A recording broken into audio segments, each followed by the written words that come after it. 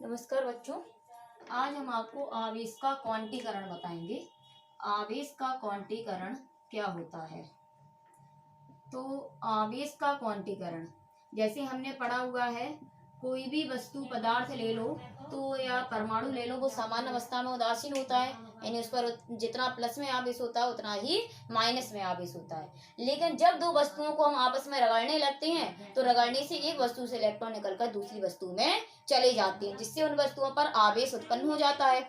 अब लेकिन होता क्या है कि जब दो वस्तुओं को हम आपस में रगड़ते हैं तो जो इलेक्ट्रॉनों का स्थानांतरण होता है तो वो या तो निश्चित मात्रा में होता है, या तो एक इलेक्ट्रॉन निकलेंगे, या दो निकलते हैं, या तीन निकलते हैं, या चार निकलते हैं। हमने पढ़ा है कि आवेश की सबसे न्यूनतम मात्रा ई होती है, इसे बोला जाता है इकाई आवेश।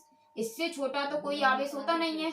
इसकी जो ई होता है वो इकाई आवेश होता है, या कह सकते हैं हम सबसे छोटा आवेश होता है, जिसकी वैल्यू होती है 1.6 इंटू 10⁻⁻19 कूलम। ई जो है वो सबसे छोटा आवेश है, इससे छोटा कोई आवेश नहीं होता है। और जब दो हम वस्तुओं को आपस में रगड़ते हैं तो रगड़ने से या तो एक इलेक्ट्रॉन निकलता है, या दो निकलते हैं, या तीन निकलते हैं, या चार, मतलब एक निश्चित मात्रा में निकलते हैं। इसी तरह से मतलब कोई भी वस्तु से ऐसा नहीं है कि उसे रगड़ेंगे तो रगड़ने से उससे आधा इलेक्ट्रॉन निकल जाए, या डेढ़ इलेक्ट्रॉन निकल जाए, या चौथा इलेक्ट्रॉन निकल जाए, ऐसा नहीं होता है। तो मतलब कोई भी वस्तु पर मतलब आवेश की सबसे न्यूनतम मात्रा स्मॉल ई होती है। जब भी दो वस्तुओं को हम आपस में रगड़ते हैं तो रगड़ने से उन वस्तुओं पर जो आवेश का स्थानांतरण होता है वो निश्चित मात्राओं में होता है, यानी प्लस माइनस ई। एक इलेक्ट्रॉन निकलेगा तो आवेश प्लस ई आएगा और माइनस ई आएगा। दो इलेक्ट्रॉन निकलेंगे तो प्लस 2e और माइनस 2e आएगा, जिससे निकलेगा उस पर प्लस होगा, जिस पे पहुंचेगा उस पे माइनस। प्लस माइनस 3, इसी तरह से प्लस माइनस 4e 5e, इस तरह से निश्चित मात्राओं में ही वस्तुओं पर आवेश उत्पन्न होगा। कोई भी वस्तु पर आवेश अनिश्चित मात्राओं में विभाजित नहीं किया जा सकता है। अनिश्चित मात्राओं का मतलब है कि कोई भी वस्तु से डेढ़ या आधा, चौथाई, इस तरह से कोई वस्तु से इलेक्ट्रॉन नहीं निकल सकते हैं, और इसे ही कहा जाता है आवेश का क्वांटीकरण। तो एक और डेफिनेशन समझेंगे, क्या लिखेंगे इसकी डेफिनेशन कि आवेश की न्यूनतम मात्रा स्मॉल ई होती है। किसी वस्तु पर आवेश plus minus e, plus minus 2e, plus minus 3e, comma dot dot dot, इन्हीं निश्चित मात्राओं में आवेश को विभाजित किया जा सकता है। आवेश को अनिश्चित मात्राओं में, अनिश्चित मात्रा का मतलब है कोई भी वस्तु से डेढ़, चौथाई, आधा इलेक्ट्रॉन को नहीं निकाल सकते हैं, तो आवेश को अनिश्चित मात्रा में विभाजित नहीं किया जा सकता है। इसे ही कहा जाता है आवेश का क्वांटीकरण। अब हम आपको बताएंगे आवेश उत्पत्ति का इलेक्ट्रॉनिक सिद्धांत। तो आवेश उत्पत्ति का इलेक्ट्रॉनिक सिद्धांत क्या होता है, इसके बारे में हम जानेंगे। तो हमें पता है कि प्रकृति में जितने भी पदार्थ हैं वो सारे पदार्थ परमाणुओं से मिलकर बने हैं।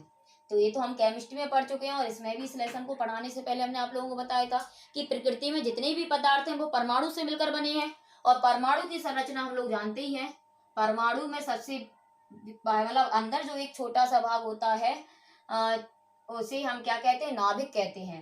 तो जिसमें न्यूट्रॉन होते हैं और प्रोटॉन होते हैं, और इसके चारों ओर विभिन्न कक्षाओं में इलेक्ट्रॉन क्या होते रहते हैं, चक्कर लगाते रहते हैं। तो ये परमाणु संरचना तो हम जानते हैं कि परमाणु, प्रत्येक पदार्थ परमाणु से मिलकर बना है।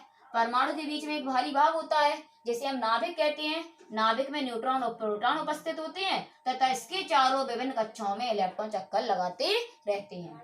अब जितने परमाणु में प्रोटॉन होते हैं उतने ही परमाणु में इलेक्ट्रॉन होते हैं, क्योंकि जैसे हमने निकाला है सोडियम का परमाणु ले ले तो हमने पता है हमें इलेक्ट्रॉन की संख्या, प्रोटॉन की संख्या, न्यूट्रॉन की संख्या निकालना तो पता ही है ना, कि जो प्रोटॉन की संख्या है, प्रोटॉन की संख्या और इलेक्ट्रॉन की संख्या पदार्थ के मतलब परमाणु के परमाणु क्रमांक के बराबर होती है। तो परमाणु पर जो परमाणु क्रमांक होता है उतने ही परमाणु में प्रोटॉन होते हैं, उतने ही इलेक्ट्रॉन होते हैं। तो प्रत्येक परमाणु में प्रोटॉनों की संख्या, इलेक्ट्रॉन की संख्या बराबर होती है, और इन पर जो आवेश होता है वो भी बराबर होता है। प्रोटॉन पर आवेश होता है 1.6 इंटू 10⁻⁻19 कूलम प्लस में, और जबकि इलेक्ट्रॉन पर इतना ही आवेश होता है माइनस में। तो इन पर जो आवेश की मात्रा है वो भी ठीक बराबर होती है, लेकिन विपरीत प्रकृति की होती है। तो जैसे सोडियम का ले लें हम परमाणु, तो सोडियम के परमाणु में 11 प्रोटॉन होंगे, 11 ही इलेक्ट्रॉन होंगे। इसे हम प्लस ही लिख सकते हैं और इसे माइनस ही। तो इस पर अगर देखें प्रोटॉन पर आवेश तो +11 ही होगा, यहाँ -11 ही होगा। और न्यूट्रॉन पर आवेश तो 0 होता है, तो जितने भी न्यूट्रॉन होंगे आवेश 0 हो जाएगा। तो इस प्रकार पूरा परमाणु कैसा हो जाएगा, उदासीन हो जाएगा, क्योंकि जितना उस पर प्लस में आवेश है उतना ही माइनस में, कुल मिला के आवेश 0 हो जाएगा। तो पूरा परमाणु कैसा हो जाएगा, उदासीन हो जाएगा। इसके बाद अगर कोई भी परमाणु के या कोई भी पदार्थ को आवेशित करना है, तो आवेशित करने के लिए हम दो वस्तुओं को आपस में क्या करने लगते हैं, रगड़ने लगते हैं। जब दो वस्तुओं को आपस में रगड़ने लगते हैं तो एक वस्तु से इलेक्ट्रॉन निकलकर दूसरी वस्तु में चले जाते हैं। और आप लोगों को पता है जब एक वस्तु से इलेक्ट्रॉन निकलकर दूसरी वस्तु में जाते हैं तो जिस वस्तु से इलेक्ट्रॉन निकलते हैं वो धनावेशित हो जाती है, और जिस वस्तु पर इलेक्ट्रॉन पहुंच जाते हैं वो ऋणावेशित हो जाती है। तो ये था आवेश उत्पत्ति का इलेक्ट्रॉनिक सिद्धांत। एक बार पूरा समझ लेंगे फिर से कि प्रत्येक पदार्थ परमाणुओं से मिलकर बना है। परमाणु के बीच में एक भारी भाग होता है जिसे नाभिक कहते हैं।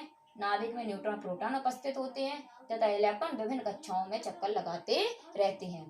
परमाणु में उपस्थित प्रोटॉनों की संख्या उसके चारों ओर, या कह सकते हैं नाभिक में उपस्थित प्रोटॉनों की संख्या उसके चारों ओर परिक्रमण कर रहे इलेक्ट्रॉनों की संख्या के बराबर होती है, और इन पर आवेश भी ठीक बराबर होता है, लेकिन विपरीत प्रकृति का होता है, जबकि न्यूट्रॉन उदासीन होता है। इस प्रकार परमाणु पूर्ण रूप से उदासीन होता है। लेकिन जब एक वस्तु को दूसरी वस्तु से हम रगड़ते हैं तो एक वस्तु से इलेक्ट्रॉन निकलकर दूसरी वस्तु में पहुंच जाते हैं। जिस वस्तु से इलेक्ट्रॉन निकलते हैं वह धनावेशित हो जाती है, और जिस वस्तु पर इलेक्ट्रॉन पहुंच जाते हैं वह ऋणावेशित हो जाती है।